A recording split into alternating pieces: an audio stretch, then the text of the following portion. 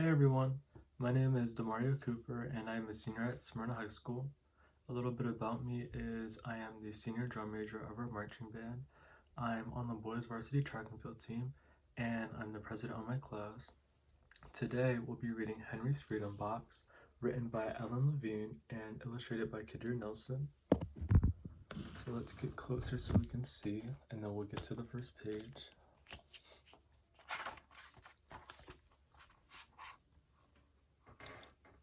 Henry Brown wasn't sure how old he was. Henry was a slave, and slaves weren't allowed to know their birthdays.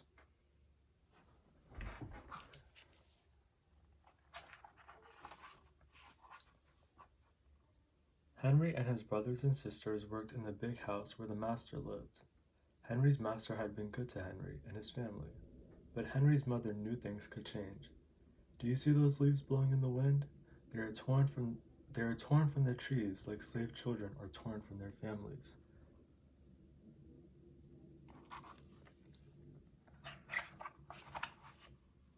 One morning, the master called for Henry and his mother. They climbed the wide staircase. The master laid in bed with only his head above the quilt. He was very ill. He beckoned them to come closer.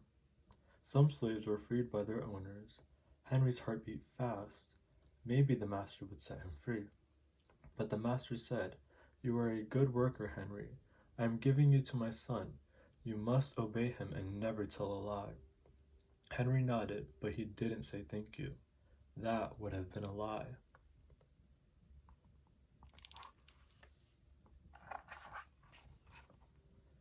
Later that day, Henry watched a bird soar high above the trees. Free bird, happy bird, Henry thought. Henry said goodbye to his family. He looked across the field. The leaves swirled in the wind.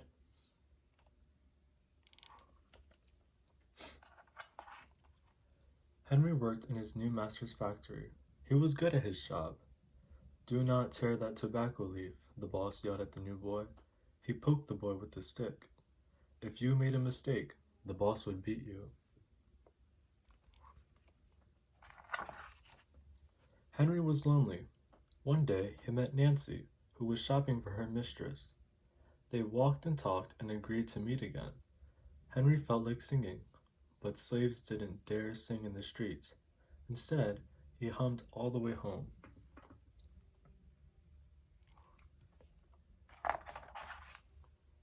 Months later, Henry asked Nancy to be his wife.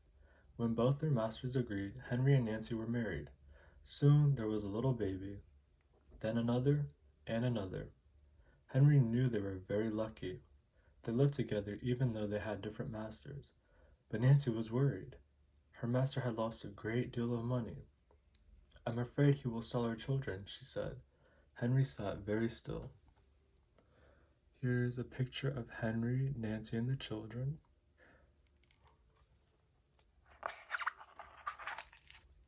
Henry worked hard all morning. He tried to forget what Nancy had said.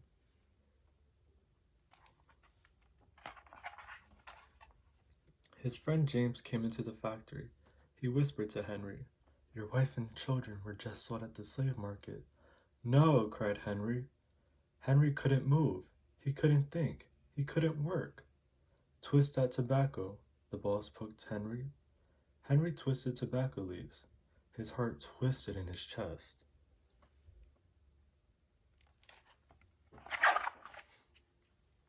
At lunchtime, Henry rushed to the center of town.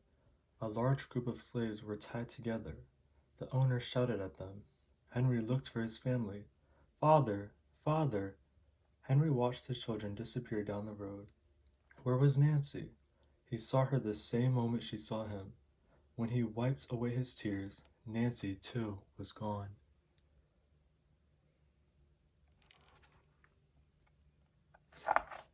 Oops. There we go. Henry no longer sang. He couldn't hum. He went to work, and at night he ate supper and went to bed. Henry tried to think of happy times, but all he could see were the carts carrying away everyone he loved. Henry knew he would never see his family again.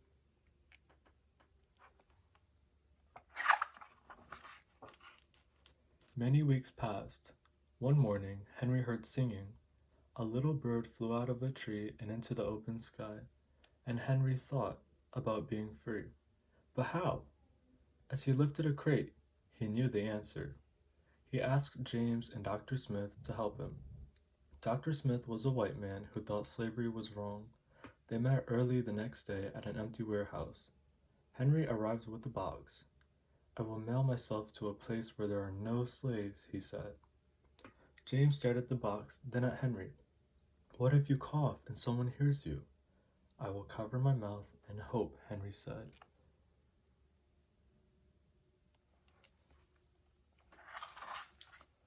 Dr. Smith wrote on the box, to William H. Johnson, Arch Street, Philadelphia, Pennsylvania.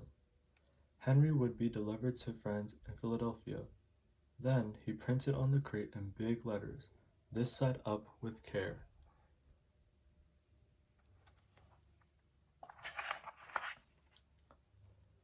Henry needed an excuse to stay home or the work boss would think he had run off.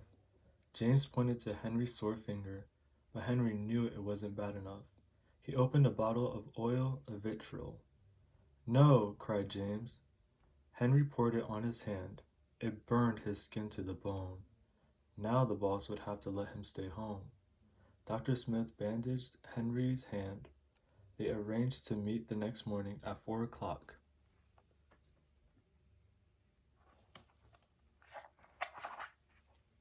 The sun was not yet up when Henry climbed into the box. Ready, he said. James nailed down the lid. Dr. Smith and James drove to the station. The railway clerk tipped the box over and nailed a paper to the bottom. Dr. Smith begged the clerks to be careful, but they didn't listen. They threw the box into the baggage car.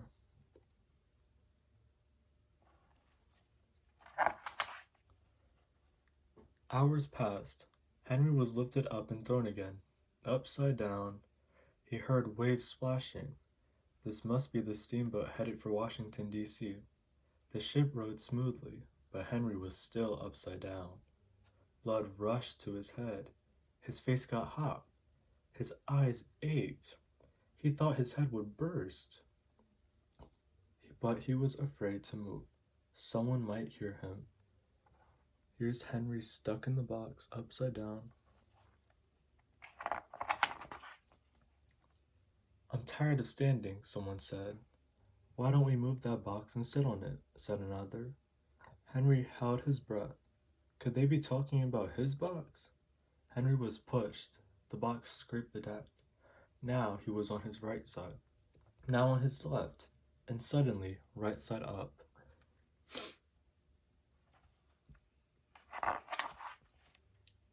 What do you think is in here? Said the first man.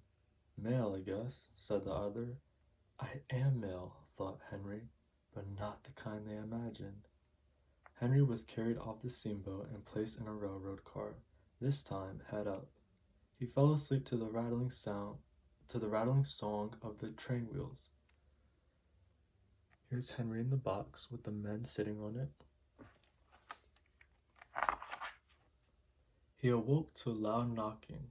Henry, are you all right in there? All right, he answered. The cover was pried open. Henry stretched and stood up. 4 men smiled at him. Welcome to Philadelphia.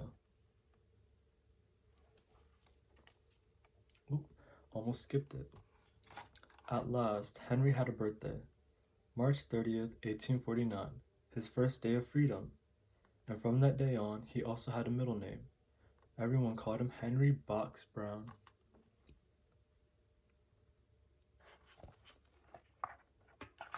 And that is the end. Thank you guys for reading with me, and I hope you guys enjoyed. Happy Black History Month.